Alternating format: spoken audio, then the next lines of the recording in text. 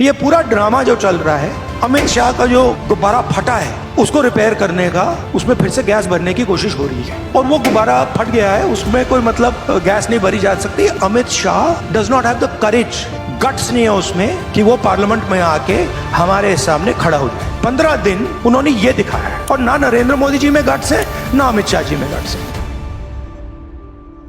नमस्कार, मैं रवीश कुमार। अमित शाह का कौन सा गुब्बारा था जिसके फट जाने की बात नेता प्रतिपक्ष राहुल गांधी 21 जुलाई से किए जा रहे हैं। राहुल गांधी उस गुब्बारे की बात नहीं कर रहे जो होता ही हल्का है, जिससे बच्चे खेलते हैं, बच्चों के हाथ से छूटा नहीं कि गया आसमान में, कांटों से छू गया तो फट गया। तो राहुल गांधी किस गुब्बारे की बात कर रहे हैं? क्या अमित शाह का कोई गुब्बारा है? अमित शाह का गुब्बारा क्या है? क्या अमित शाह की ऐसी छवि बनाई गई जिसकी तुलना गुब्बारे में भरी गैस से राहुल गांधी कर रहे हैं?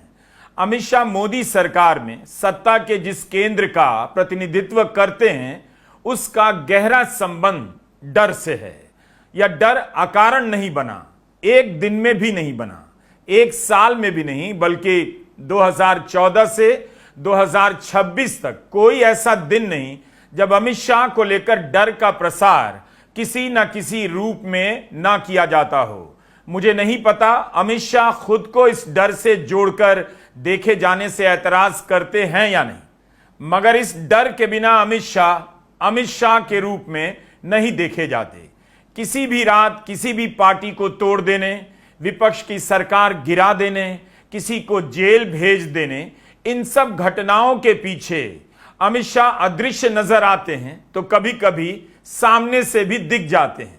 अमित शाह खुद भी अपने भाषणों में इस डर की कल्पना को गढ़ते रहते हैं। 2020 में दिल्ली के विधानसभा चुनाव में उन्होंने कहा था, इस बार बीजेपी को इतना वोट देना कि शाहीन बाग वालों को करंट लग जाए।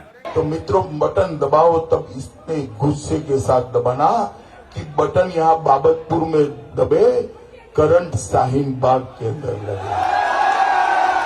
कमल के निशान पर बटन दबाएंगे और मित्रों इतनी जोर से दबाना, वो बटन की करंट से ही 8 तारीख की शाम को शाहीन बाग वाले उठ कर चले जाए। करंट लगने की बात कौन करेगा? वही जो किसी को डराना चाहता है या किसी के मन में अपने बारे में डर बिठाना चाहता है कि याद रखो मैं अमित शाह हूं।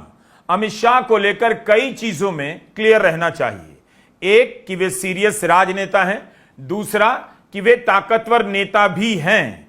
अब बात यह है कि उनकी ताकत का आधार क्या है, क्या उस आधार में कोई बदलाव आ रहा है, इस पर आप बहस कर सकते हैं। क्या अमित शाह सियासी रूप से, व्यक्तिगत रूप से लोकप्रिय नेता हैं? हमने तो यह काल्पनिक पोस्टर AI से बनाया है। ध्यान रहे, इस तरह का पोस्टर बीजेपी ने नहीं बनाया। लेकिन इस पोस्टर के सहारे आपके सामने एक सवाल रखता हूं कि आप उस समय की कल्पना कर सकते हैं कि बीजेपी के पोस्टर पर केवल अमित शाह की तस्वीर है और बीजेपी के कार्यकर्ता, समर्थक और वोटर उन्हें अगला प्रधानमंत्री बनाने के लिए वोट मांग रहे हैं, वोट कर रहे हैं। राजनीति में एक गलती कभी नहीं करनी चाहिए, किसी भी नेता को खारिज नहीं करना चाहिए। लेकिन इस सवाल पर बीजेपी को जानने वाले पत्रकार या एक्सपर्ट चर्चा कर सकते हैं।